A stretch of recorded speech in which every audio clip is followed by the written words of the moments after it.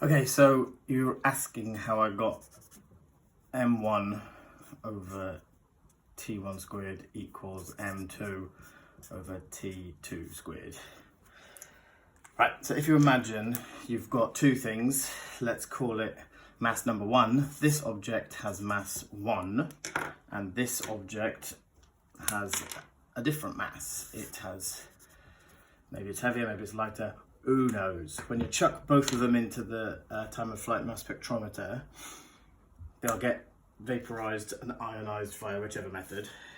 Then they're going to be attracted by the negatively charged plates, which will give each of these different objects of different masses the same kinetic energy, because we know.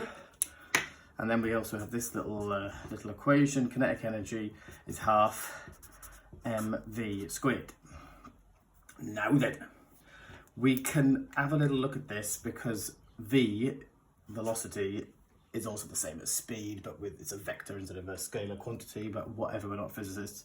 So speed is the distance divided by the time. Therefore, if I substitute this distance divided by time into my kinetic energy equation, I get kinetic energy is half m d over t squared.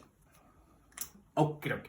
Now, I'm just going to expand some brackets here because I don't like this bracket in there. So d over t squared is the same as d squared over t squared. You can check on your calculator if you want to, tap it all in. And I'm going to end up with my magical little equation over here. Kinetic energy is equal to half the mass multiplied by d squared over t squared.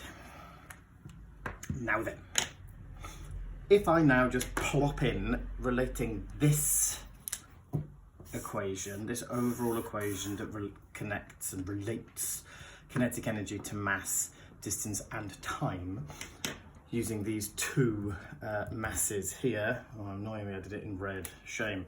So the kinetic energy for my red thing is half. So the kinetic energy it gets, I'll put a little 1 next to it, is equal to half multiplied by the mass of it multiplied by the distance it has to travel squared over the time it takes squared. Let's do the same equation for my other blob, my other thing. So the kinetic energy it gets is equal to the half it gets in this equation multiplied by its mass multiplied by the distance it has to travel squared over the time it will take to travel squared. Now, we now can look at these two equations and relate them together. The kinetic energy that this mass gets is the same as the kinetic energy that this mass gets. Half is the same for both. Their masses are different. The distance they have to travel in the time of flight spectrometer is the same as well. So those quantities there are all the same.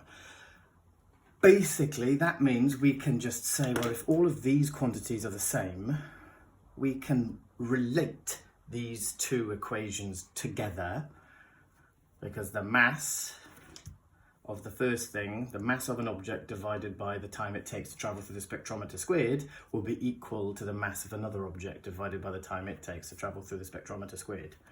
So pulling all of that out, mass over t squared for the first object will be equal to the mass of the second object divided by the time it took squared.